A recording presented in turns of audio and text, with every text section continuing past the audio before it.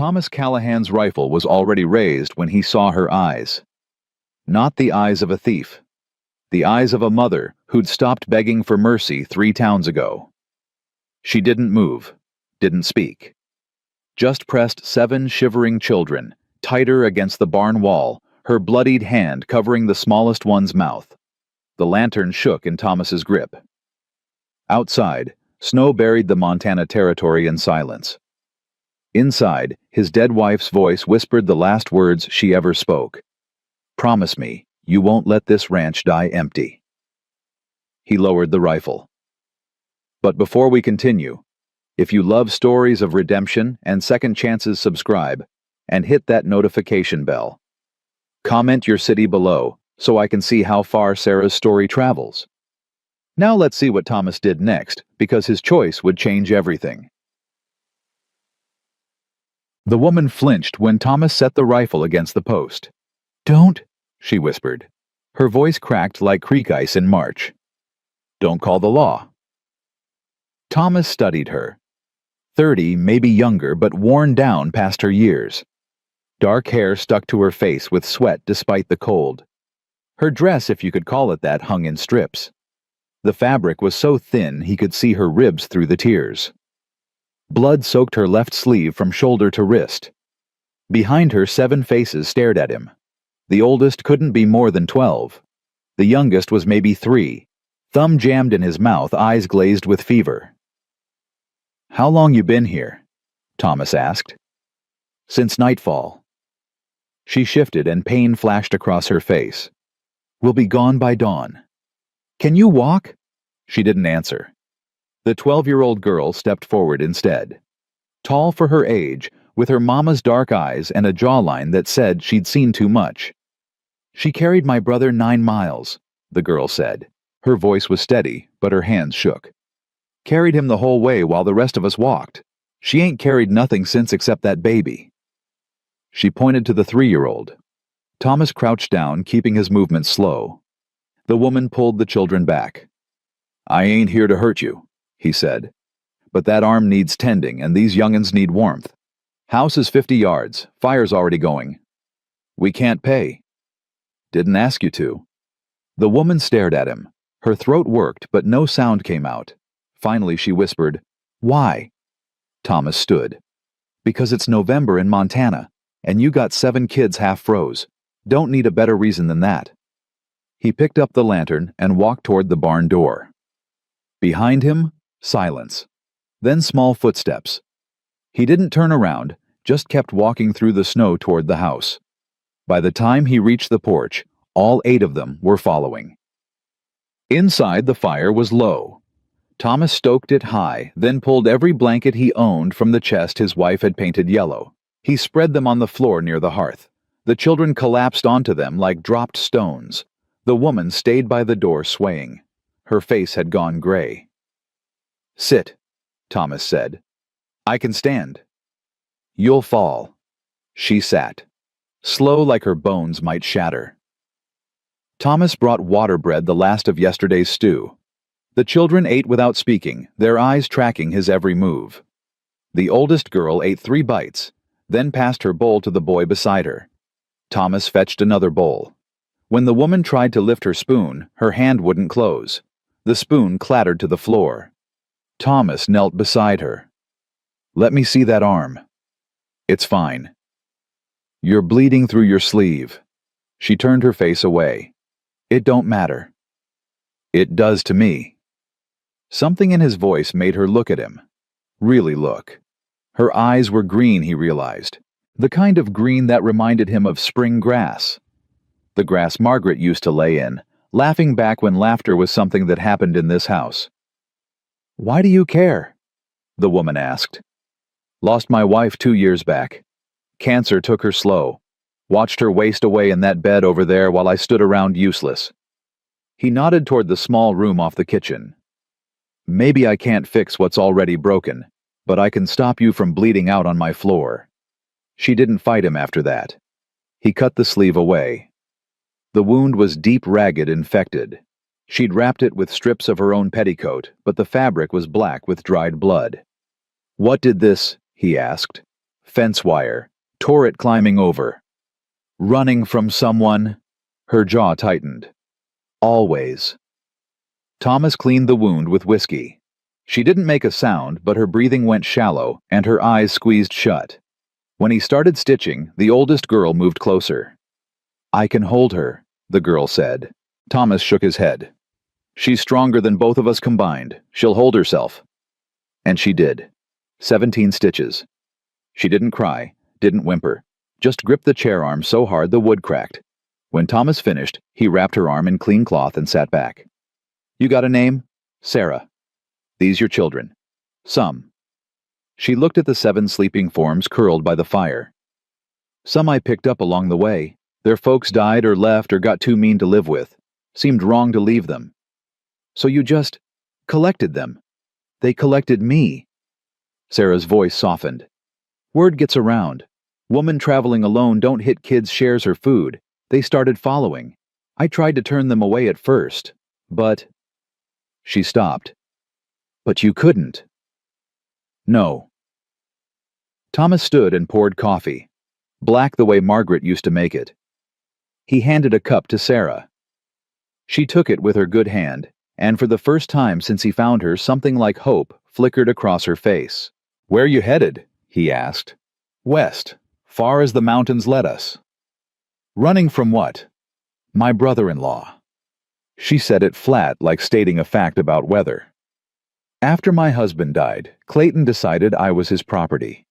When I wouldn't—" She stopped again, staring into the coffee. "When I said no, he told the whole county I stole from him. Put a price on my head. $50. $50 for what?" "Theft, vagrancy, immorality." Her laugh was bitter. "Take your pick." Thomas was quiet for a long moment. Outside wind rattled the shutters. Inside, one of the children whimpered in sleep. The oldest girl, Sarah's daughter he assumed, reached out and pulled the child closer without waking. "You planning to turn me in?" Sarah asked. "No." "Why not $50 could buy a lot?" "Could," Thomas agreed. "But I don't need money bad enough to sell a woman who carried a sick child 9 miles through snow." Sarah's throat worked. She set down the coffee before he could see her hands shake. "Thank you," she whispered. "Don't thank me yet. Town'll know you're here by morning.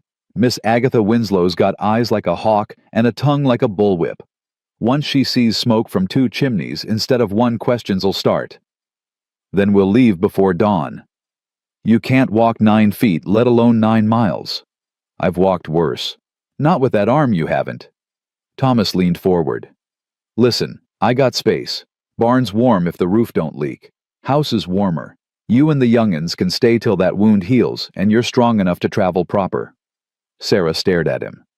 "You don't even know me." "I know enough. What if I am a thief? Then I'll lock up my valuables. What if Clayton comes looking? Then he'll find me instead of you." The words hung in the air between them. Outside, a coyote howled. Sarah's eyes filled, but she blinked the tears back fast. "I can't pay you," she said again. "Didn't ask." "What do you want from me?" Thomas met her eyes. "Nothing. Maybe some company. Maybe some noise in a house that's been too quiet for too long. Maybe just to do something Margaret would have wanted me to do." Sarah looked at the sleeping children, at the fire, at the rough wooden walls that somehow felt safer than any place she'd been in years. "1 week," she said finally. "Just till I'm steady." 1 week. Thomas agreed, though they both knew it was a lie. Morning came cold and pale. Thomas woke before dawn, old habit, and found Sarah already up, trying to sweep the floor one-handed. She moved stiff, awkward pain written in every line of her body. "Sit down," he said. "I can help. You can rest. I don't know how." Thomas took the broom from her. "Then it's time you learned." The children woke slow, yawning and stretching like barn cats. The smallest boy, the sick one, still felt hot to the touch. Thomas made oatmeal thick and plain and watched them eat like they'd never seen food before. The oldest girl caught his eye. "Thank you, Mr. Thomas, and you're welcome, Miss Emma." She had her mother's eyes, but something harder in them. Something that said she'd been the adult long before she should have been. "That's my brother James." She pointed to the 9-year-old boy with the freckles. "The little ones are Anna Samuel and Benjamin. The sick one's Michael. Those two," she nodded at 2 rail-thin boys who might have been twins, "are Daniel and Joseph. They ain't blood, but they're ours now." Thomas counted again. 7. Just like the title would say. 7 reasons Sarah couldn't run fast enough. 7 anchors keeping her tied to danger. "Well," Thomas said, "reckon we better get Michael's fever down. Emma, fetch me the willow bark from the shelf. Sarah, you drink this." He handed her a cup of chamomile tea mixed with honey. "What is it?" "Medicine. Drink." She drank. By mid-morning, the house had found a rhythm. The children explored carefully, touching things like they expected them to disappear. Thomas showed James how to split kindling. Emma helped Sarah to the porch so she could sit in weak sunlight. That's when they saw the rider. Miss Agatha Winslow coming up the path on her gray mare Spine, straight as a fence post, face pinched like she'd been sucking lemons since birth. Sarah went rigid. "Who's that?" "Trouble," Thomas muttered. He stepped off the porch to meet her. Agatha reined in her horse and stared down at him, eyes sharp behind wire spectacles. "Thomas Callahan. Wasn't expecting to see smoke from your place this early." "Fire don't care what time it is, Miss Agatha." "No, I suppose not." Her gaze slid past him to the porch, to Sarah, to the children peering out the windows. Her mouth tightened. "Seems you've taken in guests." "Seems I have." "Strangers. People." "People?" Agatha repeated slowly. "People with no home, no means, and if gossip's to be believed, a rather colorful past." Thomas's jaw set. "Gossip ain't gospel, Miss Agatha." "No, but it's rarely smoke without fire." She dismounted, smoothing her skirts. "I'll need to speak with that woman." "She's resting." "I'm sure she is." Agatha moved toward the porch. Thomas stepped in her way. "Miss Agatha, with respect, turn around and go home." Her eyes narrowed. "Excuse me? These folks are under my roof. That makes them my concern, not yours." "Your concern?" Agatha's voice rose. "Thomas, that woman is wanted. There's a price on her head for theft and abandonment. There's lies on her head, put there by a man who couldn't take no for an answer." Agatha's face flushed. "You don't know that." "I know enough." "You know nothing." She stepped closer, voice dropping to something almost kind. "Thomas, I understand. You're lonely. Margaret's been gone 2 years, and this house is too quiet. But taking in a criminal and 7 children who aren't yours, it's not Christian charity. It's foolishness." "Maybe." Thomas tipped his hat back. "But it's my foolishness. And last I checked, this was still my land." Behind him, Sarah stood. Slow, unsteady but upright. Emma moved to her side, and the other children followed, forming a line on the porch like small soldiers. Agatha stared at them. At Sarah's bandaged arm, at the children's hollow cheeks and threadbare clothes. Something flickered across her face. Pity maybe, or shame, but it hardened quick. "The town will hear about this," she said. "I expect they will. They'll come. Let them." Agatha mounted her horse. Before she rode off, she looked at Sarah one more time. "I hope you're worth his ruin, girl, because that's what you'll bring him." Then she was gone, dust rising behind her like a curse. Sarah sank back into the chair. Her face had gone white. "I should leave." "No." "Thomas." "No." He turned to face her. "I didn't pull you out of that barn to watch you run yourself to death. You stay. We'll handle whatever comes." "Why?" Her voice cracked. "Why would you risk everything for people you don't even know?" Thomas looked at the children. At Emma standing fierce and protective. At little Michael still fevered, but alive. At Sarah herself broken, hunted, but somehow still fighting. Because Margaret and I wanted children, he said quietly. Tried for years. Never happened. Then she got sick, and that was that. He paused. Maybe I'm doing this for her.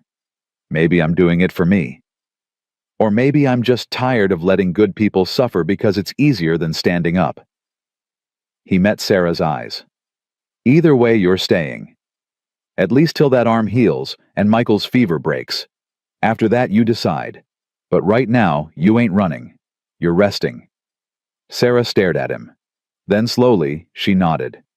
The children exhaled like they'd been holding their breath for miles.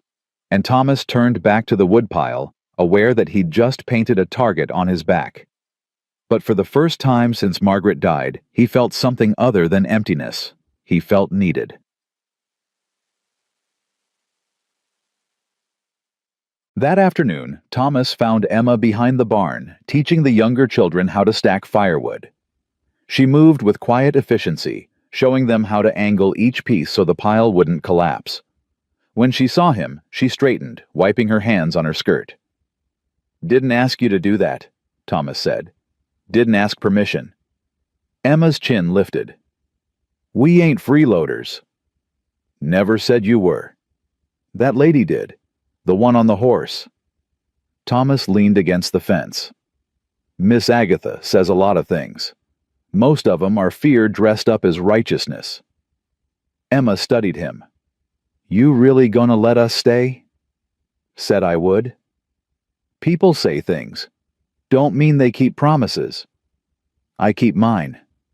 She didn't answer right away, just turned back to the woodpile, adjusting a log that didn't need adjusting. Finally, she said, "Mama don't trust easy. She's been hurt bad by men who acted nice at first. I ain't acting." "How do I know that?" Thomas met her eyes. "You don't. Not yet. But I figure time'll show you what words can't." Emma nodded slowly. Behind her, little Samuel dropped a log on his foot and started crying. She was there in an instant, scooping him up, checking his toes, murmuring comfort. The boy wrapped his arms around her neck and buried his face in her shoulder. "How old are you?" Thomas asked. 13 come January. "You shouldn't have to carry all this." "Somebody has to." Emma set Samuel down gently.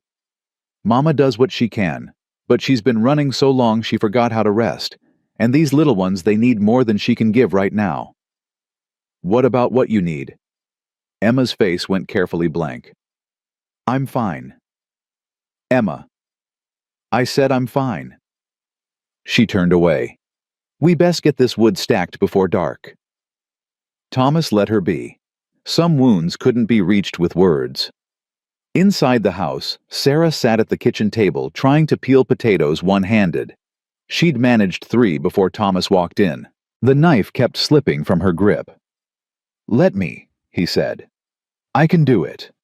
"Sarah, I can do it." Her voice cracked. The knife clattered to the table. She stared at her bandaged arm, at her trembling hand, at the potatoes, mocking her uselessness. "Damn it!" Thomas pulled out a chair and sat. "You carried a sick child 9 miles. Cut yourself some mercy." "Mercy don't cook supper." "No, but I do." He picked up the knife. "Tell me about your husband." Sarah went still. "Why?" "Because you loved him once, I reckon. And because talking about the dead sometimes makes 'em less heavy to carry." She was quiet for so long he thought she wouldn't answer. Then she spoke, voice low. "Daniel was kind. Quiet kind like you. Worked a small farm outside Billings. We married when I was 17. He was 23. Her fingers traced the wood grain. "We had 3 good years. Then the drought hit. Crops failed. Bank came calling. Daniel took work at his brother's ranch to pay debts." "Clayton's ranch?" "Yeah." Sarah's jaw tightened. "Clayton always looked at me wrong, even before Daniel died, like I was something he'd own someday. Daniel saw it too. They fought about it once. Daniel told him to keep his eyes to himself, or he'd put him out. What happened to Daniel? Horse kicked him in the chest, broke his ribs, punctured his lung.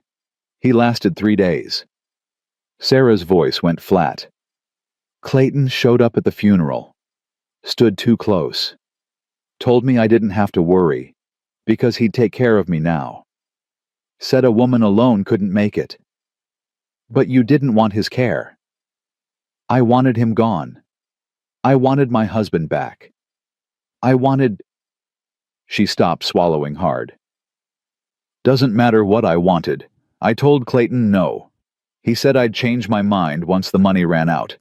When I still said no, he got mean. Started telling folks I stole his cattle to sell. Said I was unfit, immoral, dangerous. Put that bounty on me. Thomas set down the knife. How'd you get Emma? She's mine. Daniel's and mine. Only child we had before he died. The others I found them after. Joseph and Daniel, the twins, their mama died of fever. Their daddy drank himself to death 6 months later. James was working mines at 8 years old till the shaft collapsed. Killed everyone but him. Anna's folks beat her. Michael's mama left him at a church.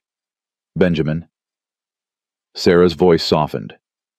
Benjamin's mama died giving birth. She was my friend. I promised I'd keep him safe. And you have. Have I? Sarah looked toward the window where the children played. I'm dragging them across Montana in winter with a madman hunting us. Some safety. You're alive. They're alive. That's more than most could manage. Sarah turned back to him. Why do you keep saying things like that? Like what? Like I'm doing something good instead of just surviving. Maybe survival is good. Maybe choosing to keep going when everything says quit, that's the bravest thing there is. Sarah's eyes filled. She blinked fast, looking away. I should check on Michael. She stood too quick. Her vision grayed and she swayed. Thomas caught her elbow. Easy. I'm fine. You ain't fine. You're exhausted and half-starved and trying to hold up 7 kids on one good arm. He guided her back to the chair. Sit. I'll check on Michael. Thomas. Sit. She sat. Michael was sleeping when Thomas entered the small room where the children had made a nest of blankets. The boy's forehead still felt warm, but not burning like before. His breathing came easier. Thomas dampened a cloth and laid it across the child's brow. James appeared in the doorway. Is he gonna die? No. How do you know? Because his fever's breaking and he's got people who love him. That counts for something. James nodded, unconvinced. My mama died even though people loved her. I know. Sometimes love ain't enough to stop death, but it's enough to make life worth fighting for. The boy thought about that. You loved your wife. Very much. Does it stop hurting? Thomas looked at him. 9 years old and already carrying grief too big for his shoulders. No. But it stops being the only thing you feel. James sat on the floor near Michael. I don't remember my daddy. He left before I could talk. Mama said he couldn't handle being poor. He picked at a thread on his sleeve. Am I bad for not missing him? No, you're just honest. Miss Agatha said we're bad luck. Said Mama's collecting trouble. Thomas's jaw tightened. Miss Agatha's scared. Scared people say cruel things to feel bigger. Are you scared of us? No. Why not everyone else is? Because I know the difference between danger and need. You kids ain't dangerous. You're just hungry and tired and wanting somewhere safe. Ain't nothing scary about that. James looked up at him. Will you really let us stay? As long as you need. What if that lady comes back with the sheriff? Then we'll handle it. What if Clayton comes? Thomas met the boy's eyes. Then I'll handle him. Something eased in James's face. Not fear leaving, just someone else agreeing to carry part of it. By evening, the house smelled like potatoes and salt pork. The children gathered around the table, watching Thomas dish out portions. He gave them each extra, ignoring the fact that his own plate looked sparse. Sarah noticed.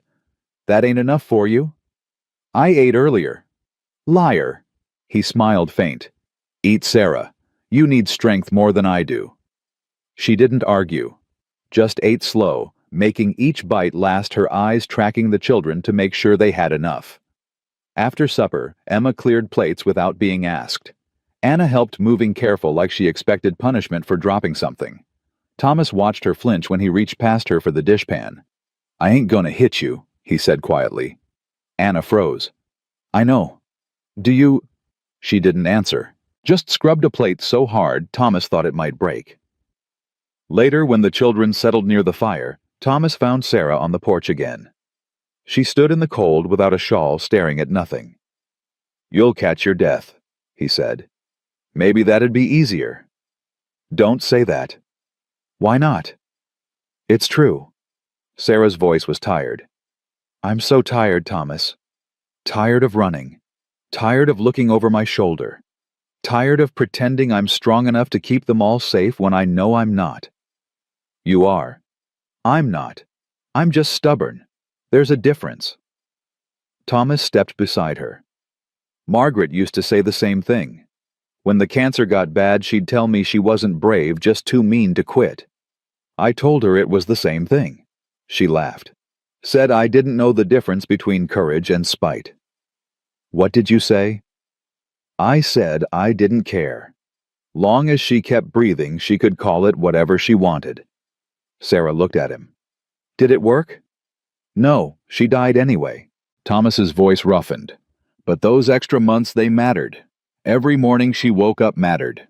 Every smile, every word, every breath. It mattered because she chose it. I didn't choose this. I chose Daniel. I chose a quiet life. This—" She gestured at the house, the barn, the darkness beyond. "This chose me." "Then choose what comes next. Clayton's hunting the woman who ran. Be the woman who stops running." "I can't fight him." "You don't have to. I will." Sarah turned to face him fully. "Why? Why would you fight my battles?" "Because someone should have fought for you a long time ago." The words hung between them. Sarah's breath hitched, but she didn't cry. Just wrapped her good arm around herself and looked away. "I don't know how to let people help me," she whispered. "Then learn, same way I'm learning how to let people back in." Inside, one of the children laughed, probably James showing the twins some trick with string. The sound floated out warm and easy, filling space that had been silent too long. Sarah smiled faint. "They like you." "I like them." "Emma's protective. She'll test you." "Already has." And I figure I'll pass eventually. She just needs time to believe I'm not pretending." Sarah nodded. "Time. That's what we all need. Just a little more time." "Then take it. Take all you need. This house ain't going anywhere." That night, Sarah slept in Thomas's bed while he took the floor near the fire. The children piled together like puppies, breathing soft and even. Thomas lay awake, listening to the sounds of a house that remembered life. 3 days passed. Michael's fever broke. Sarah's arm began healing. The children grew braver, laughing, more flinching less. Emma started smiling when she thought no one was watching. James built a slingshot and practiced shooting pebbles at fence posts. Anna sang while she swept.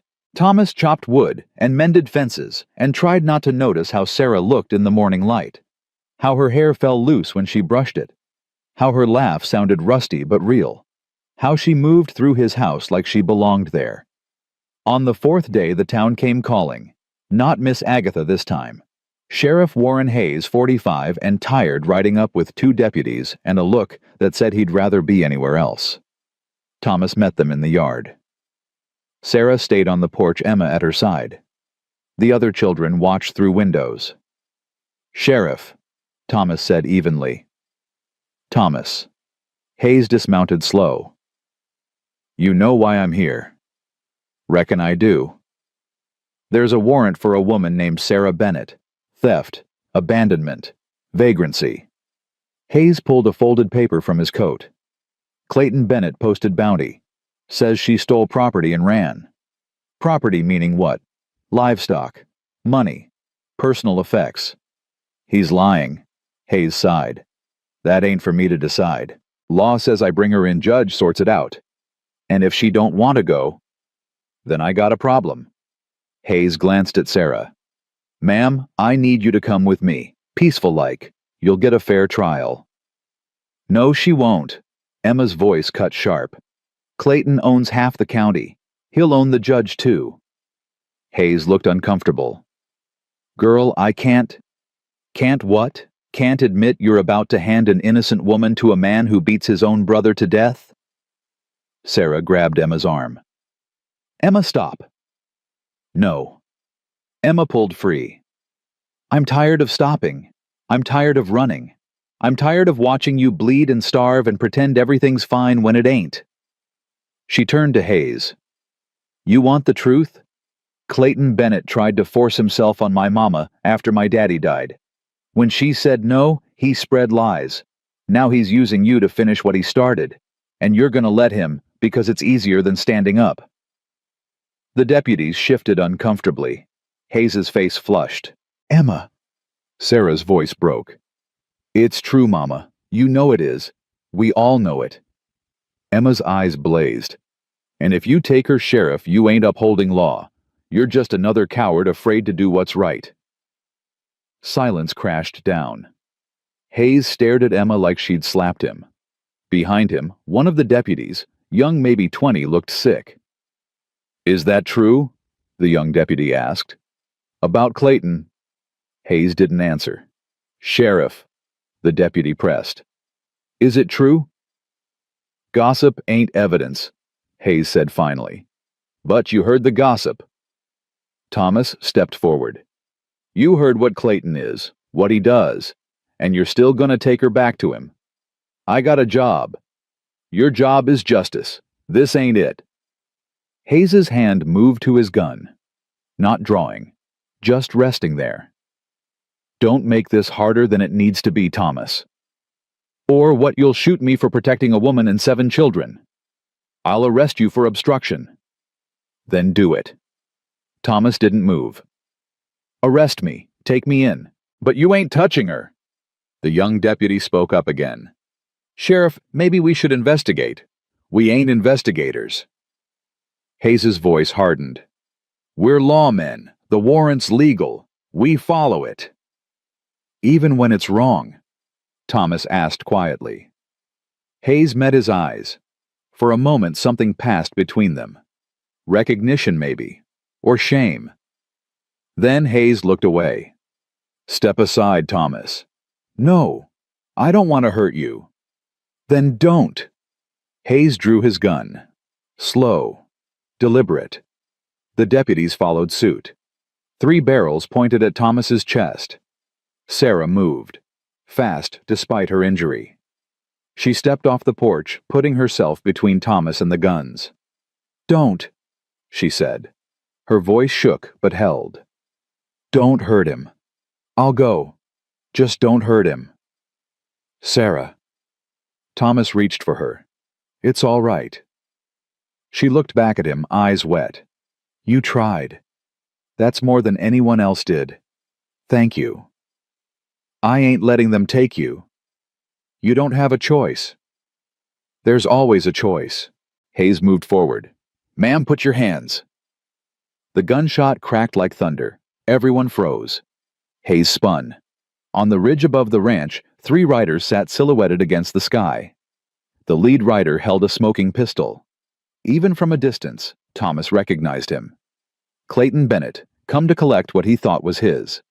Clayton spurred his horse down the slope. His men followed, rifles drawn. He pulled up 20 feet from the sheriff, grinning like a cat with a cornered mouse. Sheriff Hayes. Clayton tipped his hat mockingly. Appreciate you doing my work for me. Hayes frowned. This is official business, Clayton. You got no place here. That woman's my business. She's my brother's widow. My responsibility. She's a fugitive. I'm taking her to jail. No need. I'll handle it from here. Clayton dismounted, eyes fixed on Sarah. Hello, Sarah. Been a long time. Sarah didn't answer, just stepped back closer to Thomas. Clayton's smile widened. Still playing shy, after dragging Daniel's name through the mud, after stealing from me. I never stole nothing, Sarah said quietly. No. Then where's the money Daniel left you? Where's the silver? The deed to the farm? You know damn well Daniel died broke. The bank took everything. That's a lie. Clayton's voice rose. You took it. You and that bastard daughter of yours took it and ran like the thief you are. Emma lunged. Thomas caught her before she reached Clayton, holding her back as she struggled. Let me go. Emma, no. He killed my daddy. Everyone knows it. He kicked that horse into him on purpose, and everyone's too scared to say it. Clayton's face went cold. Careful, girl. Slander's a crime. So's murder. The tension snapped taut. Clayton's hand moved to his gun. So did his men's. Thomas pushed Emma behind him, putting himself between her and the guns. Hayes stepped forward. That's enough. Everyone calm down. Ain't nothing calm about this. Thomas's voice was steel. You came to arrest an innocent woman. He came to claim property that ain't his. And now you're all standing on my land pointing guns at children. That how Montana law works now? Hayes looked between them. Thomas unarmed and unmoved. Clayton armed and eager. Sarah and Emma terrified but defiant.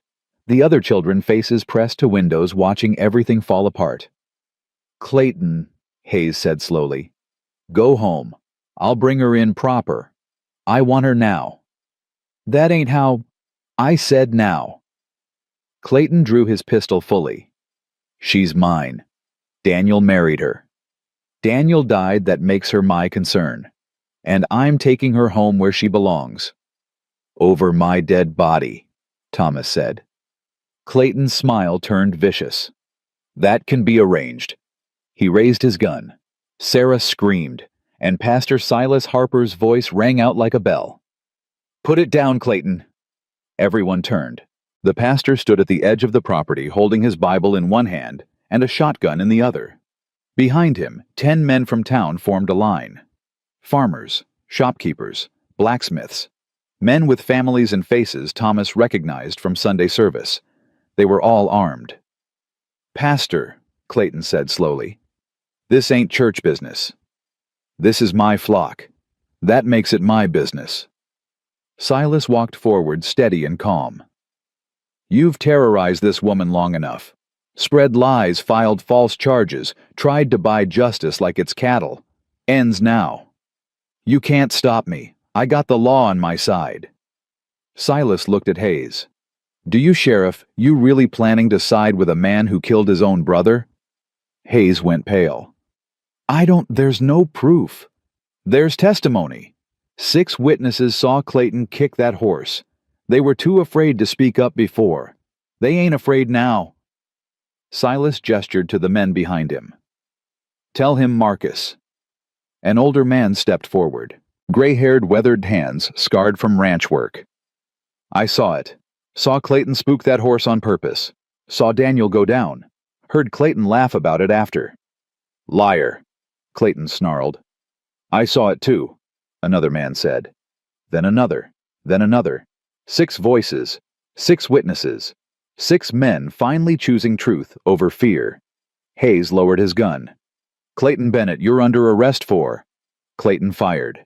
The bullet went wide, meant for Thomas, but hitting dirt. Chaos erupted. Clayton's men drew. The townsmen raised weapons. Sarah grabbed Emma, pulling her down. Thomas dove for cover, reaching for the children. Another shot. This one from Silas's shotgun, aimed at the sky. The boom silenced everything. Enough, the pastor's voice thundered. No more blood, no more violence. Clayton, you're done. Turn yourself in or face every man here. Your choice. Clayton looked around. At Hayes' gun now pointed at him. At his own men hesitating. At the townsmen united. At Thomas, standing again unarmed but unafraid. He spat on the ground. This ain't over. Yes, Thomas said quietly. It is. Clayton's face twisted. For a moment, Thomas thought he'd shoot anyway. Thought it would end in blood and smoke and more graves in cold ground. Then Clayton holstered his gun, mounted his horse, and rode off his men, following like dogs with their tails tucked. Silence settled. Dust drifted. Slowly, people lowered their weapons. Hayes looked at Silas. You got those witnesses to testify official. I do. Then I'll tear up this warrant. Hayes glanced at Sarah. Ma'am, you're free to go. Or stay. Whichever you choose. Sarah's legs gave out. She sat hard in the dirt, shaking. Emma wrapped around her, and the other children piled on, all of them holding each other like they might disappear if they let go. Thomas knelt beside them. You're safe now. Sarah looked up at him. Tears streaked her face. How did you... Wasn't me. Was them. He nodded toward the townsman. Folks get tired of being afraid eventually. Just needed someone to go first. Silas walked over, shotgun still in hand. Thomas, that was either the bravest thing I ever saw or the dumbest. Probably both. Probably. The pastor smiled. You did good. We did good. That night the house was full. Not just with Sarah and the children, but with hope. Real hope, fragile and new, but alive. Sarah sat by the fire, Emma's head in her lap, the other children sleeping around her. Thomas sat across from them, watching. Thank you, Sarah said quietly. You already said that. I'll say it 1,000 times, and it still won't be enough. Thomas shook his head. You don't owe me nothing. I owe you everything. No, you fought for this. I just helped hold the line. Sarah smiled through tears. Then thank you for holding the line. Outside, winter pressed close, but inside the fire burned warm, and for the first time in years, Sarah Bennett stopped looking over her shoulder. She was home. Morning came different. Not just the light or the cold, but the weight of it. Sarah woke without that jolt of panic, that instant calculation of how far they'd need to run today. She lay still, listening to the children breathe, to Thomas moving quiet in the kitchen, to the ordinary sounds of a house that wasn't hunting her. Emma stirred beside her. Mama, I'm here. Are we really staying? Sarah pulled her daughter close. Yeah, baby. We're really staying. Emma's arms tightened around her. I was so scared yesterday. When that man pointed his gun at Thomas, I thought, I know. He would have died for us. A stranger would have died for us. He ain't a stranger anymore. Emma pulled back to look at her. What is he then? Sarah didn't have an answer, not one that fit into words yet, so she just kissed Emma's forehead and said, Go help with breakfast. I'll be there in a minute. When Sarah finally made it to the kitchen, Thomas had already cooked eggs and biscuits. The children ate like it was Christmas morning, talking over each other, laughing. James was demonstrating his slingshot technique. Anna was braiding Daniel's hair. Even Michael, still pale but recovering, smiled when Benjamin tried to steal his biscuit. You didn't have to do all this, Sarah said. Thomas handed her a plate. Seemed easier than teaching 7 kids to cook. I could have helped. Your arm's still healing. It's been almost a week. Still healing. He poured coffee. Besides, I like it. Cooking for people. Gives me something to do besides talk to the horse. Sarah accepted the cup. Their fingers brushed. Thomas pulled back quick like he'd touched fire. Sarah felt heat climb her neck. Thomas? The door burst open. Silas Harper, minus his shotgun, but wearing the same determined expression. Morning, folks. Mind if I come in? Already in, Thomas said dryly. Silas grinned. So I am. He looked at Sarah. How you holding up, ma'am? Better. Thanks to you. And those men yesterday, I don't know how to repay. Don't need repaying, just needed doing. Silas pulled out a chair. But I did come with news. Sheriff Hayes arrested Clayton this morning. Took him into Billings for trial. With 6 witnesses and your testimony, he'll likely hang. Sarah went cold. Hang. For Daniel's murder. That's what this is now. Not theft. Murder. I can't. You'll have to testify, Silas said gently. Tell what you know, what you saw, what he did after Daniel died. Sarah's hand shook. Coffee sloshed over the rim. Everyone will know. Everyone will hear. Everyone already knows. Thomas took the cup from her before she dropped it. They knew, they just didn't say. Now they're saying, "You don't have to be ashamed of what he tried to do."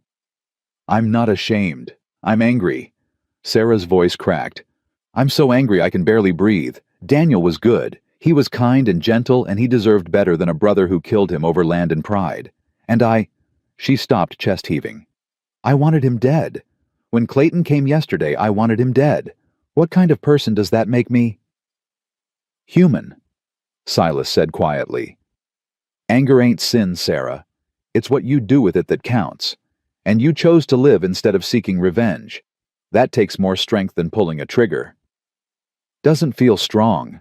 Feels like cowardice." "It ain't." Emma spoke from across the room. She'd stopped eating, was staring at her mother with fierce eyes. "You kept us alive when you could have given up.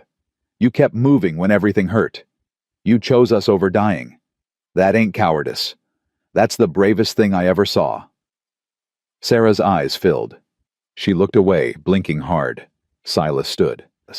"Trial's in 2 weeks. Hayes will send word when he needs you. Till then, rest, heal, let these folks help you." He nodded to Thomas. "You too. Town's grateful for what you did. We'll make sure Clayton's friends know to leave you alone." After Silas left the house, settled into quiet again. The children drifted outside to play. Emma stayed behind washing dishes with movements too careful, too controlled. "You all right?" Sarah asked. "Fine." "Emma." "I said I'm fine." Emma scrubbed a plate so hard the pattern started fading. I keep thinking about Daddy, about how he died alone because Clayton didn't want competition, about how we could have stopped it if we'd been braver." "You were 8 years old. Old enough to know something was wrong, old enough to speak up. And they would have ignored you, or worse." Sarah moved beside her daughter. "You can't carry that baby. You can't spend your life wondering what if." "Then how do I stop?" Sarah didn't answer right away, just took the plate from Emma's hands and set it aside. Then she pulled her daughter close, holding her the way she used to when Emma was small and nightmares came calling. "You don't stop," Sarah whispered. "You just learn to carry it different. You let other people help hold the weight. Like Thomas. Like Pastor Silas. Like me." Emma cried then. Not loud, just these quiet, broken sounds that tore through Sarah's chest. She held her daughter and let her cry, and when Thomas appeared in the doorway looking concerned, Sarah just shook her head. He nodded and left them alone. Later that afternoon, Thomas found Sarah in the barn. She was trying to brush the horse one-handed, making a mess of it. The mare tolerated her attempts with patient annoyance. "Need help?" Thomas asked. "No." He leaned against the stall. "You're brushing her backwards." "I know." "She don't like it." "I know that too." Thomas waited. Sarah kept brushing angry strokes that tangled more than smoothed. Finally, she threw this brush down. "I don't know what I'm doing," she said. "Any of it. Being a mother. Being free. Being here. I don't know how to just exist without running." "Takes practice." "What if I'm bad at it? What if I stayed running so long I forgot how to stand still?" Thomas picked up the brush. "Then you learn again, like everything else. You make it sound easy.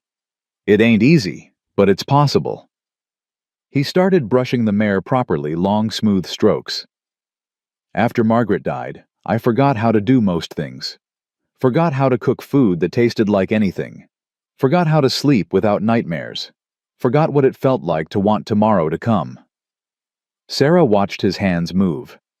"What changed?" "You did. You and those kids. You reminded me what it feels like to be needed, to matter to someone." He glanced at her. "Margaret would have liked you." "You don't know that." "I do. She had a soft spot for stubborn women who refused to quit." Sarah smiled faint. "I ain't stubborn. I'm just too mean to die." "Same thing." They worked in comfortable silence. Thomas brushing while Sarah organized tack that didn't need organizing. Outside, the children's laughter drifted through the open door. Inside, something shifted between Sarah and Thomas. Not romantic, not yet, just recognition. Two people who'd survived their own kind of dying, learning to live again. Thomas. Yeah. When the trial happens, will you come with me?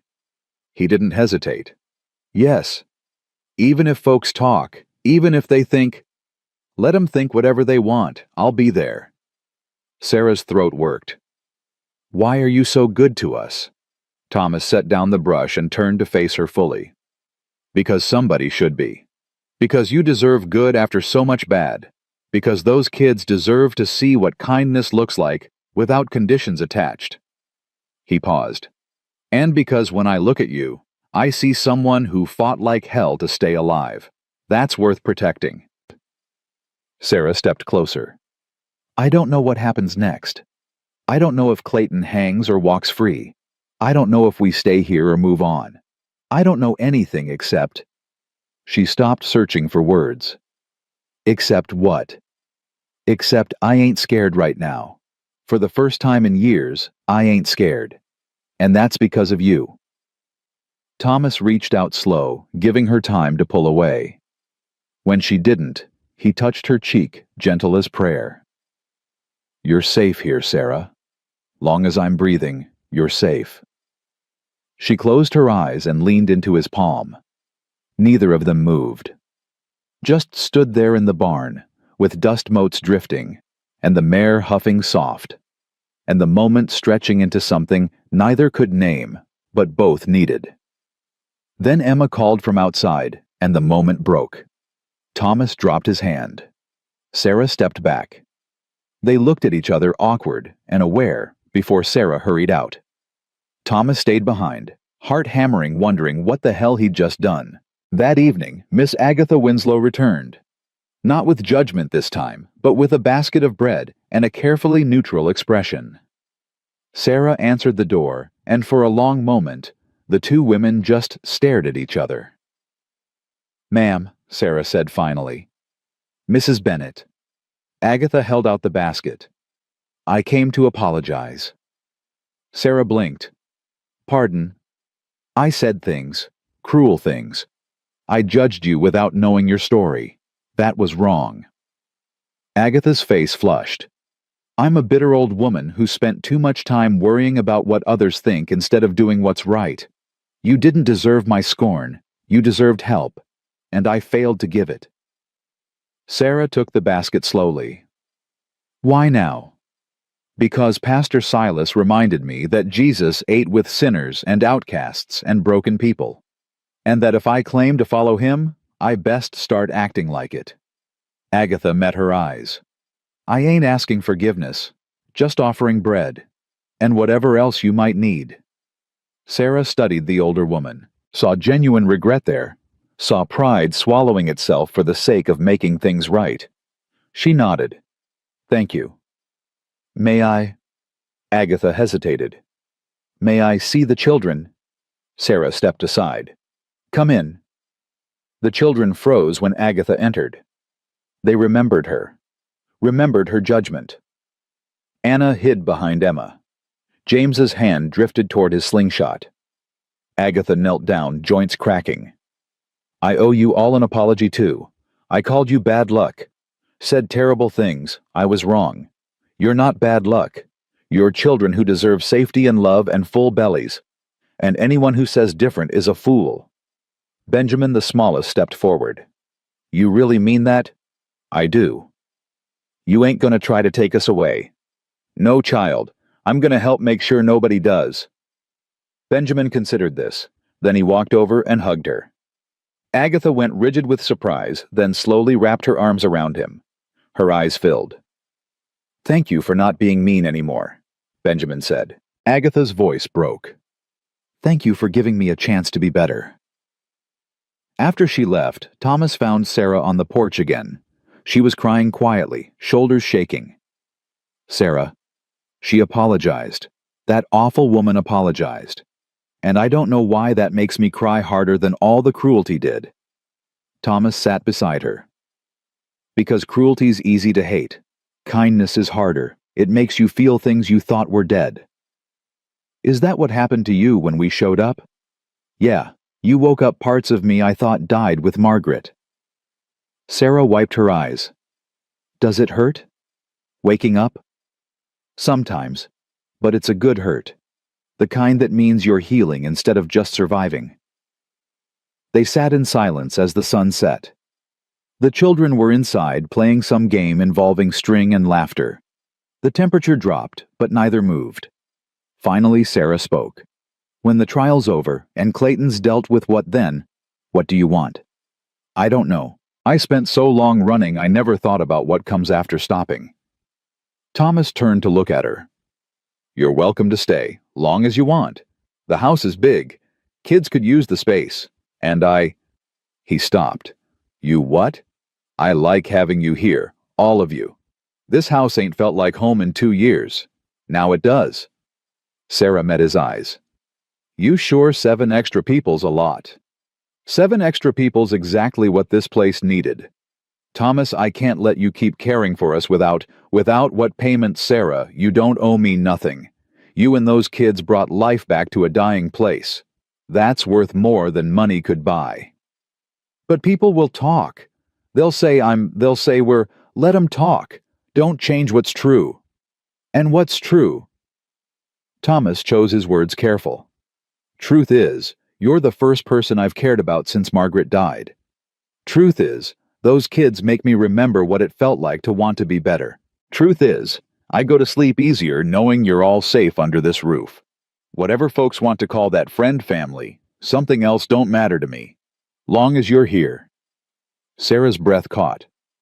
Thomas, you don't have to say nothing. Just know you got a place here. Always.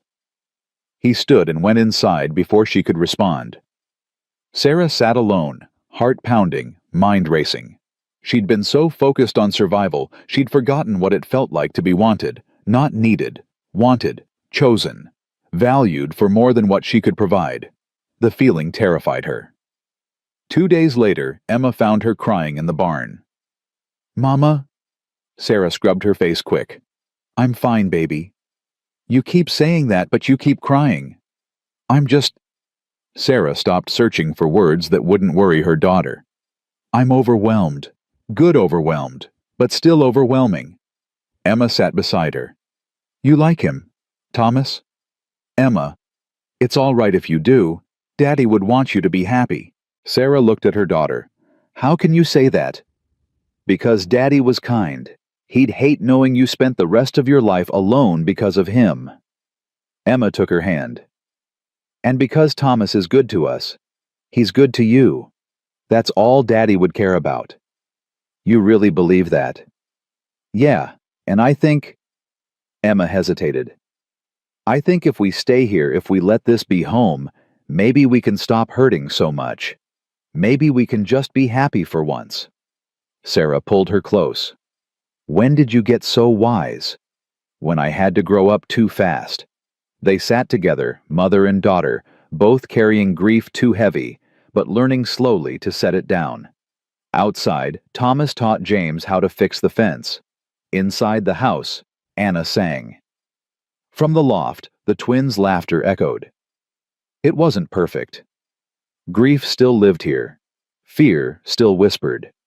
But so did hope. And maybe that was enough. That night, Sarah couldn't sleep.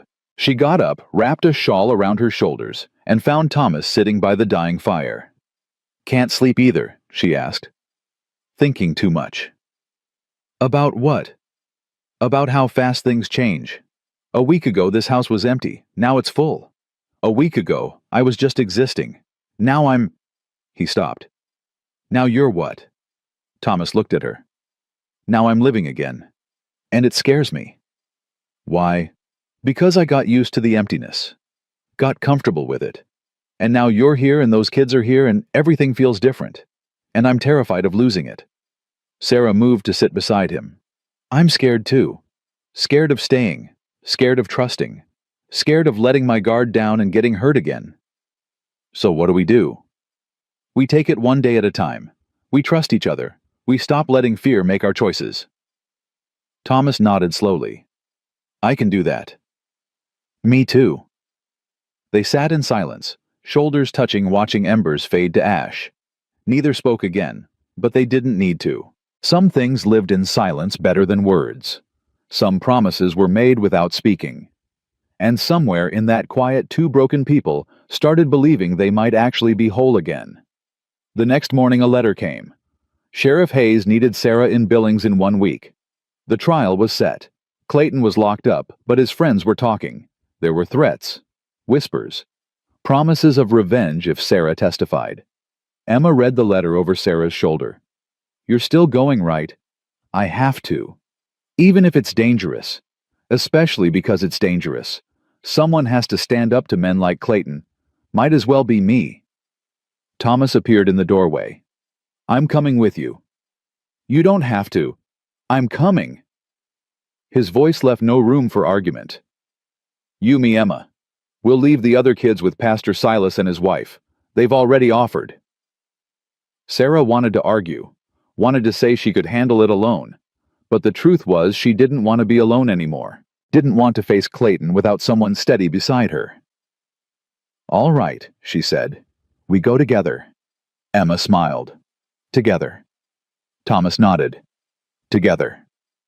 And for the first time since Daniel died, Sarah Bennett stopped feeling like a woman alone against the world. She felt like someone who belonged, someone who mattered, someone worth protecting. The trial was coming.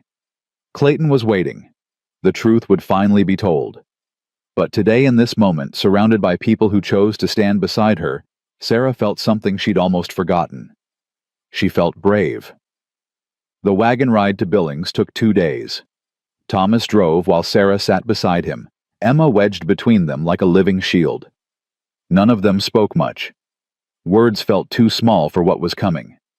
On the first night they camped under stars that looked like ice chips scattered across black velvet. Thomas built a fire while Emma helped Sarah wrap her still healing arm in fresh bandages. The wound had closed clean, but the scar would stay forever. Some marks didn't fade. "You nervous?" Emma asked.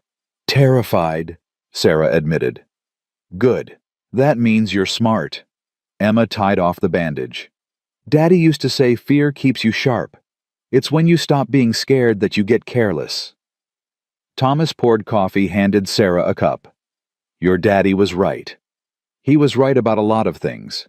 Emma stared into the fire. "I wish he could see this. See you standing up to Clayton. He'd be proud." Sarah's throat closed. "You think so? I know so. Daddy hated bullies.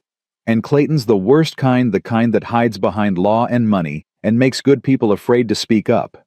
"That's changing now," Thomas said. "Those 6 witnesses, they're coming to Billings too. Sheriff Hayes made sure of it. Clayton can't buy his way out this time."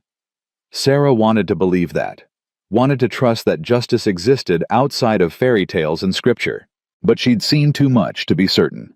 Seen too many men like Clayton walk free while women like her got buried in unmarked graves. "What if the judge sides with him?" Sarah asked quietly. Thomas looked at her across the flames. "Then we deal with it. But we don't run. Not anymore. Easy to say when you ain't the one on trial. I'm on trial too. We all are. Whole town's watching to see if doing right matters more than keeping peace." He set down his cup. "But I'd rather fail trying than succeed by staying quiet." Emma leaned against her mother. "We're with you, Mama. Whatever happens." Sarah wrapped her good arm around her daughter and held on tight. Across the fire, Thomas watched them both with an expression Sarah couldn't quite name. Not pity, not desire. Something gentler. Something that looked almost like hope. When Emma fell asleep, Sarah moved to sit beside Thomas. The fire had burned low, just embers, now barely enough light to see faces. "Can I ask you something?" Sarah said. "Anything. Why didn't you ever remarry after Margaret?" Thomas was quiet so long Sarah thought he wouldn't answer. Then he said, "Didn't seem fair. To Margaret, or whoever came after. How do you give your whole heart to someone when part of it's buried in the ground? Is that what you think I'm doing? Trying to give you half a heart? No. I think you're trying to figure out if you're allowed to be whole again." He looked at her. "And I think you're scared that wanting something good means forgetting something you lost." Sarah's eyes burned. How did you know? Because I felt it too. Every time I laughed after Margaret died, I felt guilty. Like I was betraying her memory by not staying miserable forever. He paused. Took me a long time to realize she wouldn't want that. She'd want me to keep living, keep finding reasons to smile. Daniel was the same way. He'd hate knowing I spent 2 years running scared. Sarah wiped her eyes. But I don't know how to stop being scared, Thomas. Even now, even with you and Emma and those kids back home, I'm still waiting for it all to fall apart. Then we'll hold it together. You don't have to carry everything alone anymore. Sarah looked at him, really looked. Saw the lines around his eyes from grief and sun, saw the steadiness in his gaze.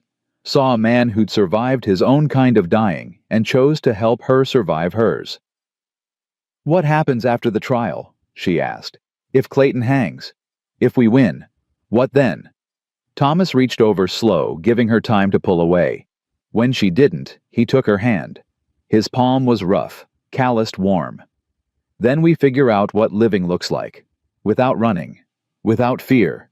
Just living. I don't know if I remember how. We'll learn together. Sarah squeezed his hand. They sat like that till the fire died completely, neither wanting to let go, both afraid of what holding on might mean. Billings appeared on the horizon at noon the next day, bigger than Sarah remembered, louder. The courthouse stood at the center of town, 3 stories of brick and judgment windows, like watching eyes. People crowded the streets, all heading the same direction. Word got out, Thomas muttered. Everyone wants to see the show, Emma said bitterly. See if the poor widow can take down the rich man. Sarah's stomach twisted. She'd known the trial would be public, but seeing the crowd made it real.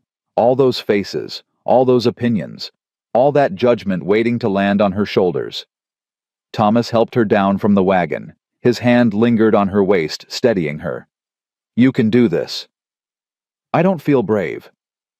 Brave ain't feeling fearless. It's being scared and doing it anyway.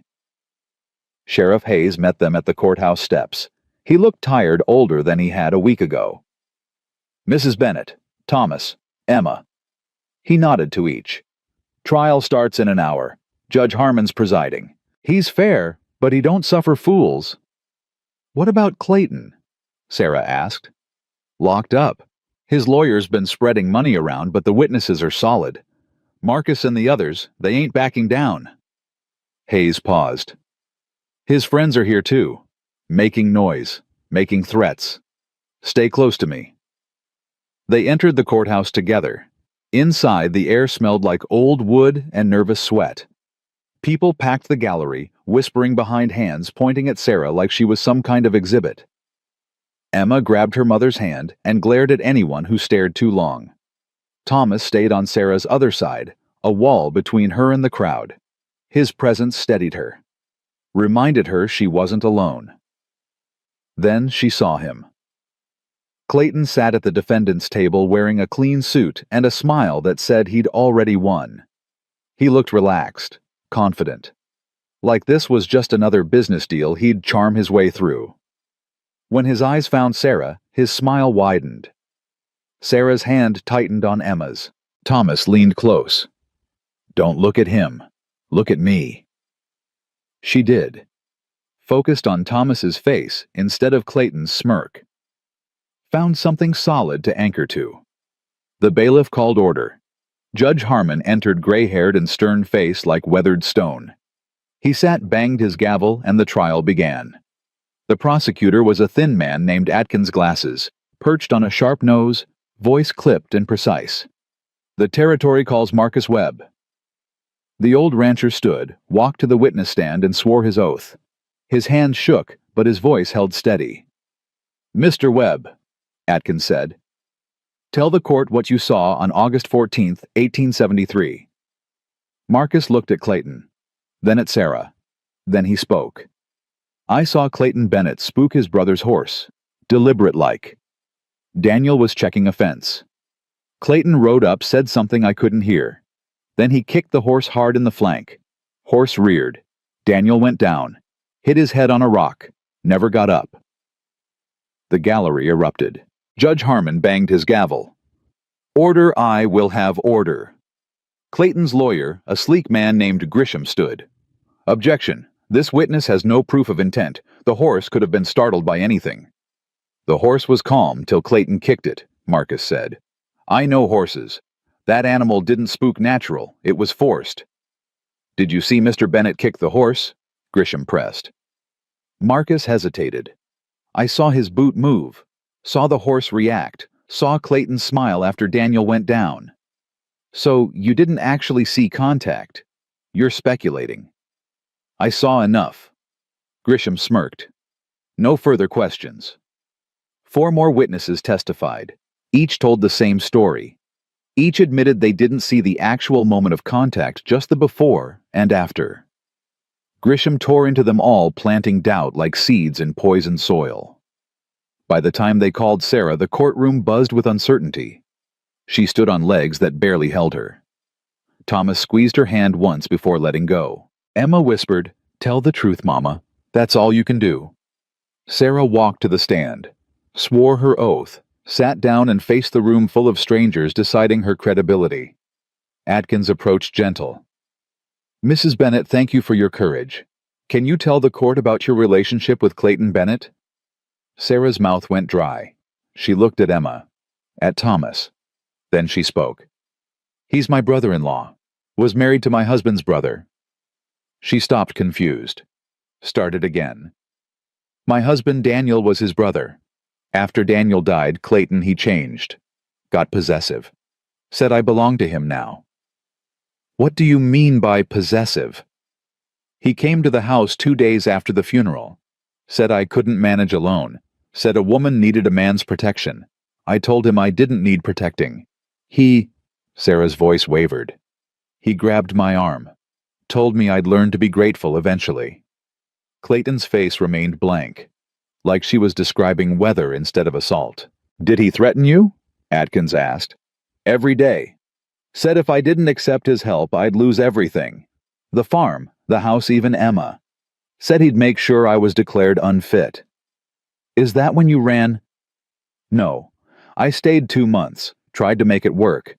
But he kept coming around, kept touching me when he shouldn't. Kept saying Daniel would have wanted him to take care of me. Then one night, Sarah stopped, chest tight. Take your time. Sarah breathed deep. One night he came to the house drunk, forced his way in, tried to... Her voice broke. I fought him off, hit him with a pan. He left, but he swore I'd pay for refusing him. Next day the sheriff came with a warrant. Said I stole cattle, money, jewelry, all lies. But Clayton had witnesses, men he paid. I knew no one would believe me over him, so I took Emma and ran. The gallery murmured. Judge Harmon didn't silence them this time, just watched Sarah with something that might have been sympathy. Grisham stood for cross-examination. He moved like a predator, all smooth confidence. Mrs. Bennett, you claim my client assaulted you. Why didn't you report it? To who? His friends, the sheriff he pays. So you admit you have no proof. I have my word. The word of a desperate woman fleeing theft charges. Grisham smiled cold. Tell me, Mrs. Bennett, how many children are currently living with you? Sarah blinked at the shift. 7. 7? And how many of those are yours? 1 by blood, all by choice. So you collect strays, take in children who aren't yours. Some might say that's noble. Others might say it's suspicious. How does a woman with no income feed 7 children? I manage. By stealing. I never stole nothing. Yet you fled with 7 children, no money, no resources. How do you explain that? Thomas stood. Objection. This ain't... Sit down, sir, Judge Harmon said sharply. You're not counsel. Grisham pressed on. Mrs. Bennett, isn't it true? You've been staying with Mr. Thomas Callahan, a man you barely know. Living in his house, eating his food, accepting his charity. He offered... Convenient, isn't it?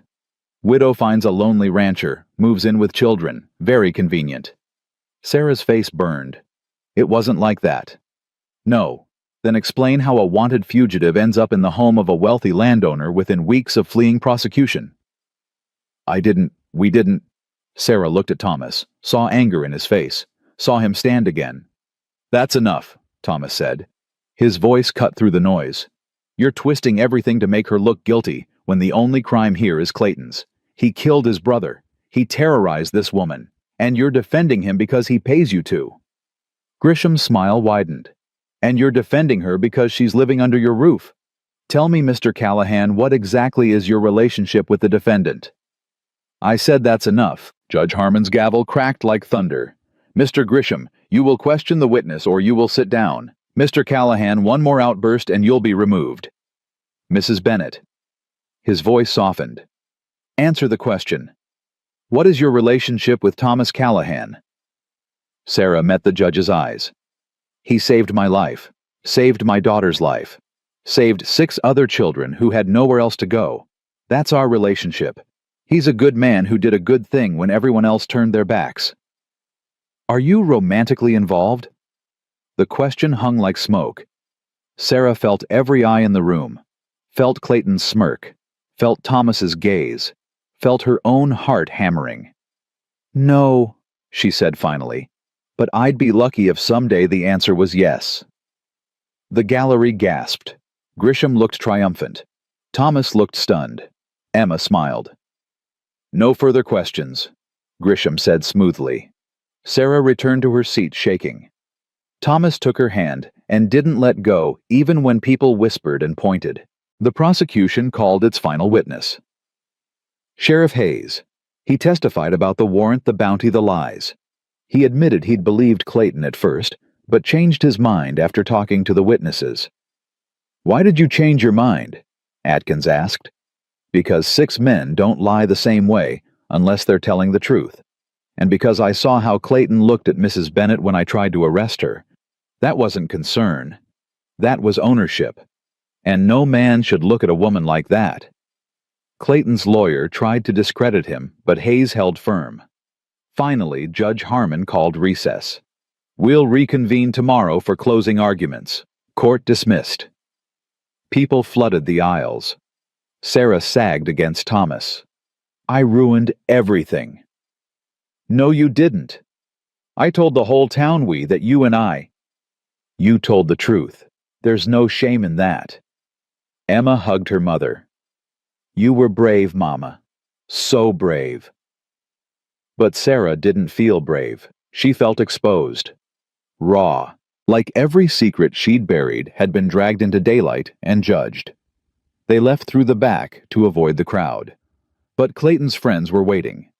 3 men blocked the alley. Big men, mean-looking, armed. The leader stepped forward. Mrs. Bennett, we got a message from Clayton. Thomas pushed Sarah behind him. Get out of the way. Can't do that. See, Clayton don't take kindly to lies. And your woman in there lied real pretty. The man grinned. He wants her to know trial don't matter. He'll be free soon, and when he is, he's coming for what's his. She ain't his, Thomas said flatly. That's not what Clayton says. Says she's his by right. His brother's widow. His responsibility. His property. Say that word again, Thomas growled. See what happens. The man's hand moved to his gun. So did his friends. Thomas didn't move, but Sarah felt tension coil through him like a spring. Walk away, Thomas said, while you still can. Or what you'll fight all 3 of us, if I have to. The alley went silent. Then a voice called out. He won't have to. He'll have help. Pastor Silas appeared at the alley entrance, shotgun in hand. Behind him, 6 townsmen, the same ones who'd stood against Clayton before. The 3 men hesitated, looked at each other, looked at the odds. This ain't over, the leader said. Yeah, Thomas replied. It is. The men left muttering threats. Silas lowered his shotgun. Saw them following you. Figured you might need backup. Thomas nodded. Obliged. That's what neighbors do. They show up. Silas looked at Sarah. You did good in there, ma'am. Real good. Sarah couldn't speak, just nodded. That night they stayed at a boarding house. 1 room, 3 beds. Sarah lay awake staring at the ceiling, replaying every word she'd said in court. "You awake?" Emma whispered. "Yeah." "What you said about Thomas, about being lucky, did you mean it?" Sarah looked at her daughter. "Yeah, baby, I meant it." "Good, because I like him. I like how he looks at you, like you're worth something." "I am worth something." "I know, but it's nice when someone else knows it too." Across the room, Thomas pretended to sleep. But Sarah could tell by his breathing he was awake, could tell he'd heard everything. Tomorrow would bring closing arguments. Then the verdict. Then whatever came after. But tonight, in this small room, with her daughter beside her and Thomas nearby, Sarah felt something shift. Felt the weight she'd carried start to ease. Felt the future become less terrifying and more possible. She'd told the truth. All of it. Raw and painful and shameful as it was. And the world hadn't ended. Maybe that was enough. Maybe truth was always enough, even when it hurt. Sarah closed her eyes and for the first time in years, slept without nightmares. Morning came too fast. Sarah woke to Emma already dressed, braiding her hair with steady hands that betrayed nothing of the fear Sarah knew lived beneath. Thomas stood by the window watching the street below where people already gathered eager for the conclusion of entertainment they'd dressed up as justice. "You ready?" he asked without turning. "No," Sarah said honestly. "But I'm going anyway." The courthouse was packed tighter than the day before. People stood in the aisles pressed against walls, craning necks to see. Sarah felt their eyes like brands. Some curious. Some pitying. Some already convinced of her guilt or innocence based on nothing but gossip and preference. Judge Harmon entered, and the room hushed. "Closing arguments. Mr. Grisham, you may proceed." Clayton's lawyer stood smoothing his vest. He spoke to the jury like they were children needing guidance. "Gentlemen, you've heard testimony, witnessed accusations. But accusations ain't evidence. 6 men claim they saw Clayton Bennett kick a horse. Yet none saw actual contact. They saw a man approach his brother, saw a horse spook, saw tragedy unfold. But correlation ain't causation." He paced, hands clasped behind his back. "Now we have Mrs. Bennett. A woman by her own admission living with a man she barely knows. A woman who fled prosecution. A woman who collects children like stray cats and expects charity to feed them. She claims my client assaulted her yet filed no report. Claims he threatened her yet has no witnesses. Claims he killed his brother yet offers no proof beyond wounded pride and desperate imagination." Grisham stopped in front of the jury. "My client is a landowner, a businessman, a man of standing in this territory. Is he perfect? No. But he's no murderer. What he is a man trying to honor his brother's memory by caring for the widow Daniel left behind. And instead of gratitude, he receives slander. Instead of respect, he receives accusations. This trial ain't about justice. It's about a woman scorned using grief as a weapon." He sat down. The jury looked thoughtful. Too thoughtful. Sarah's stomach twisted. Atkins stood. Unlike Grisham's smooth performance, the prosecutor spoke plain. "Defense wants you to believe 6 men conspired to lie about the same event. Wants you to ignore that Mrs. Bennett had nothing to gain and everything to lose by coming forward. Wants you to pretend that powerful men don't abuse that power every single day." He walked to the jury box. Daniel Bennett died because his brother wanted what he had. A farm, a wife, a life Clayton envied. So he took it. Not all at once. Slow, deliberate. He killed Daniel and called it accident. He terrorized Sarah and called it protection. He destroyed her reputation and called it justice. And now he sits here in a clean suit smiling because he thinks wealth and status make him untouchable. Atkins pointed at Clayton. But Sarah Bennett touched him. She stood up, testified, risked everything to tell the truth. Those 6 witnesses did the same. They broke their silence because silence protects the guilty and buries the innocent. This trial is about whether we reward courage or punish it. Whether we stand with the powerful or the powerless. Whether justice means anything at all.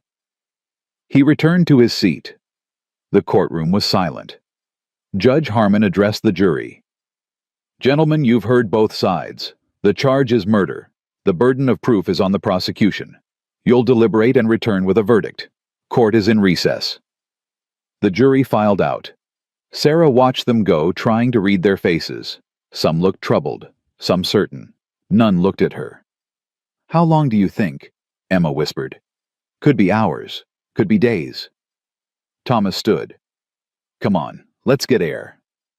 They walked outside where the day was too bright, too normal, while Sarah's world hung in balance. People gathered in clusters, debating, arguing, placing bets on the outcome, like it was a horse race instead of a man's life. Sarah found a bench away from the crowd. Emma sat on one side, Thomas on the other. They didn't speak, just existed together waiting. An hour passed. Then 2. The sun climbed higher. Sarah's hands wouldn't stop shaking. Whatever happens, she started. Don't, Thomas said. Don't start planning for the worst. Not yet. But if they find him innocent, then we handle it. Together. Emma took her mother's hand. He's right, Mama. We're together now. That changes things. Sarah wanted to believe that. Wanted to trust that love and loyalty were armor enough against men like Clayton. But she'd learned the hard way that good intentions didn't stop bullets or legal judgments. 3 hours. 4. The sun began its descent. People grew restless, hungry, annoyed that entertainment was taking so long. Then the bailiff appeared. Juries reached a verdict. The courthouse filled again. Sarah's heart hammered so hard she felt sick. Thomas's hand found hers squeezed tight. Emma pressed against her side. The jury filed in. 12 men, faces solemn, avoiding eye contact. That was bad. Wasn't it? Sarah couldn't remember what she'd heard about juries and eye contact, and what it meant. Judge Harmon spoke. Has the jury reached a verdict? The foreman stood. Middle-aged, weathered, holding a piece of paper like it weighed 1,000 pounds. We have your honor. What say you? The foreman looked at Clayton, then at Sarah, then back to the judge. We find the defendant, Clayton Bennett, guilty of murder in the first degree. The word guilty detonated like dynamite. The courtroom exploded. People shouted, some in triumph, some in outrage. Clayton lunged to his feet, face purple with rage. His lawyer grabbed his arm. Judge Harmon's gavel cracked again and again. Order, I will have order, or I will clear this room. Slowly the noise died. Clayton stood rigid, hands fisted, staring at the jury with naked hatred. Judge Harmon's voice was granite. Clayton Bennett, you've been found guilty of murdering your brother Daniel Bennett. The sentence for murder is death by hanging. Execution will be carried out in 3 days' time. May God have mercy on your soul. Clayton's face went white, then red. Then he laughed, high and wild and broken. This ain't over. You think I'm done. You think... Remove him, Judge Harmon ordered. Deputies surrounded Clayton. He fought them, still screaming. You're mine, Sarah. You hear me? You'll always be mine. You can run to the ends of the earth, but you're still... They dragged him out. His voice echoed down the hallway, fading into nothing. Sarah couldn't move, couldn't breathe, couldn't process that it was over. Actually over. Emma was crying. Happy tears, maybe, or relief, or just the release of 2 years of fear. Thomas pulled them both close, and Sarah buried her face in his chest and shook. People swarmed them. Pastor Silas grinning wide. Marcus and the other witnesses clasping hands, congratulating each other. Sheriff Hayes, looking 10 years younger, nodding approval. Miss Agatha Winslow, dabbing her eyes with a handkerchief. Justice, Agatha said. Finally, justice. Outside the sun was setting, painting the sky in colors that looked like hope. Thomas guided Sarah to the wagon while Emma handled the well-wishers, thanking people with grace beyond her years. We should get you home, Thomas said. Home. The word settled in Sarah's chest, warm and foreign and right. They collected the other children from Pastor Silas's house. The reunion was chaos. little ones crying and laughing and talking over each other. James showing off a wooden horse someone had carved him, Anna singing a song she'd learned. Michael, still thin but recovering, threw himself at Sarah. "You came back." "Of course I came back. Promise you won't leave again." Sarah knelt, holding him at arm's length so he could see her face. "I promise, baby. We're done running. We're home now." The ride back to the ranch took 2 days, same as before. But everything felt different, lighter. The children sang songs, made up games, argued and laughed and acted like children instead of refugees. Emma rode beside Thomas, asking about horses and ranching and whether she could learn to rope cattle. He answered each question seriously, like her thoughts mattered, like she mattered. Sarah watched them and felt something crack open in her chest. Not breaking, opening, making room for something she'd thought died with Daniel. On the second night after the children slept and Emma drifted off mid-sentence, Thomas and Sarah sat by the fire. "Thank you," Sarah said. "You've said that. I'll keep saying it. You didn't have to do any of this. Didn't have to take us in or stand with me or risk everything for people you barely knew." Thomas poked the fire. "Margaret and I used to talk about what we'd do if we had kids, where we'd raise them, what we'd teach them. She wanted a house full of noise and laughter and mess. Wanted children running wild, bringing home stray animals, tracking mud everywhere." He smiled faint. "She'd have loved this. Loved them. Loved you. You don't know that. I do. Margaret had a sense about people. She'd see past your walls straight to your spine, and she'd respect the hell out of a woman who kept 7 kids alive on nothing but stubbornness and love." Sarah stared into the flames. "I don't know what happens now, how to just live. Without running, without fear. I don't know who I am when I'm not surviving." "Then we'll figure it out together. You, me, those kids. We'll build something new, not perfect, but ours. What if I'm broken? What if I'm too damaged to be whole again?" Thomas looked at her. "Sarah, you carried a dying child 9 miles. Fought off a man twice your size. Testified in front of a room full of people calling you liar and worse. Kept 7 children safe when most would have given up. That ain't broken. That's the strongest thing I ever saw."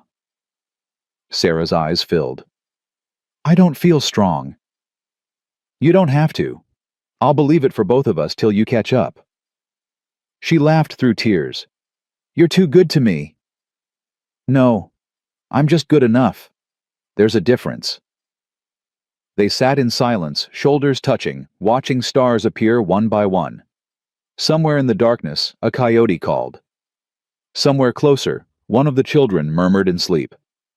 And somewhere inside Sarah, the last piece of armor fell away. "Thomas?" "Yeah." "What you said in court. About someday." "About—" She stopped, courage faltering. "About being lucky if the answer was yes." "Yeah." "Did you mean it?" Thomas turned to face her. "Every word." I'm not ready. Not yet. Daniel's still too close, and I need time to heal, to figure out who I am without fear. But someday." Sarah met his eyes. "Yeah, someday, if you're willing to wait." "Sarah, I'd wait forever if that's what you needed, but I don't think you need forever. I think you just need time to remember you're allowed to want things, allowed to be happy, allowed to love again without it erasing what you had before." "How do you know that?" "Because I already did it. Margaret's still here." He touched his chest. "Right here. Always. But that don't mean there's no room for you. Heart's got space for all kinds of love. Past, present, future. It don't run out. It just grows." Sarah kissed him then, soft and brief and terrified. When she pulled back, Thomas smiled. "Too soon?" she asked. "No, just right." They returned to the ranch 3 days later. The house looked different, not physically, just right, like it had been waiting for them, like it knew this was where they belonged. The children exploded from the wagon, racing to explore reclaimed space-marked territory. Emma helped unload while Thomas tended the horses. Sarah stood in the doorway looking at the house that had saved her life.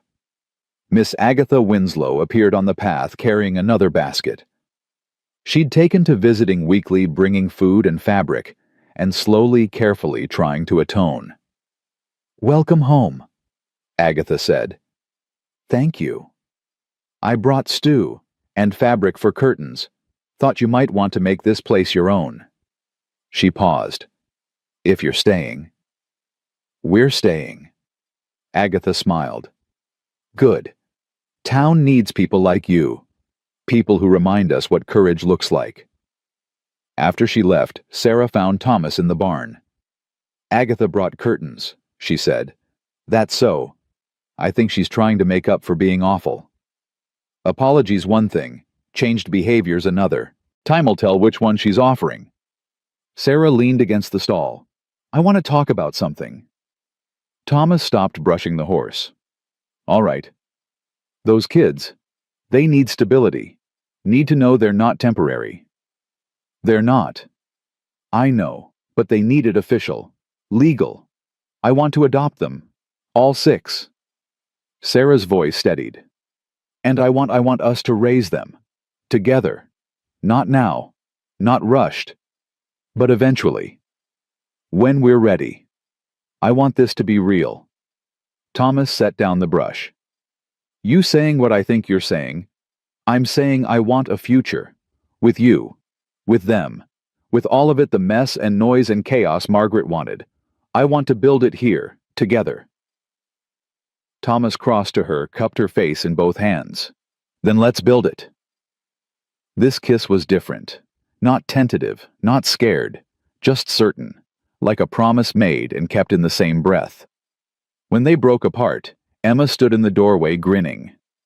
"Finally." "How long you been standing there?" Sarah asked. "Long enough." Emma walked over, wrapped her arms around both of them. "Does this mean Thomas is staying?" "If you'll have me," Thomas said. "We'll have you. All of us. But you have to teach James to rope, and help Anna with her letters, and tell Benjamin stories before bed. And—" "Emma?" Sarah laughed. "He gets it." "Just making sure." That night, the house was full again. Children ate and argued and played. Thomas told stories about his childhood, making them laugh. Sarah watched it all and felt her chest expand with something she'd almost forgotten. Joy. Simple, uncomplicated joy. Later, after the children slept, Sarah stood on the porch where she'd spent so many nights running through worst-case scenarios.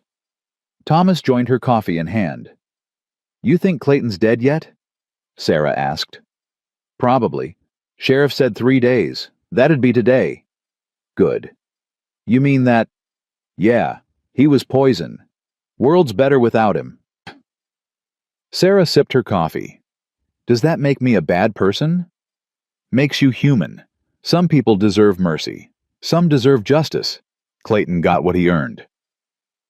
Sarah nodded. In the distance, mountains rose black against stars. Somewhere out there, Clayton Bennett was gone. His threats were dust. His power broken. And she was here alive, surrounded by people who'd fought for her. "I never thought I'd make it this far," Sarah said quietly. "When I was running, I thought we'd die in some field, frozen, forgotten.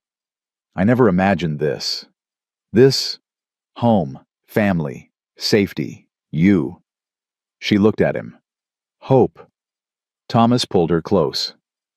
"You got all that now, and I aim to keep it that way. Promise? Promise."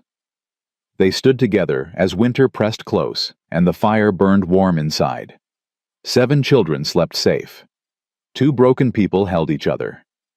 And somewhere in Montana, under stars that had witnessed so much suffering, a new story began.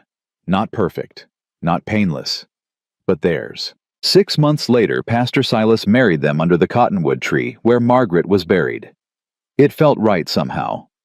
Past and future meeting, blessing each other. Emma stood as witness holding Benjamin.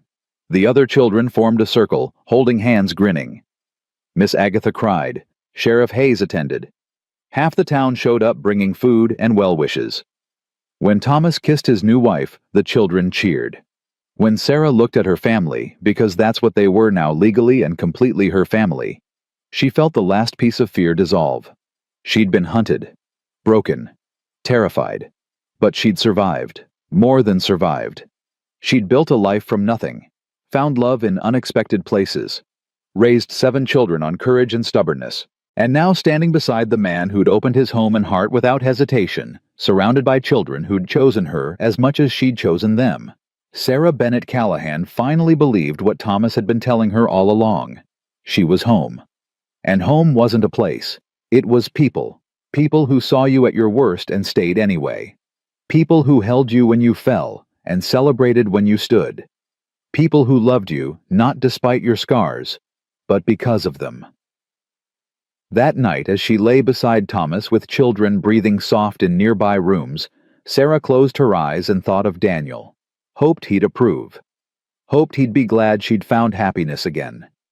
And somehow, in the quiet of her heart, she felt his answer. Live, Sarah. Live big and loud and messy. That's all I ever wanted for you. So she did. She lived.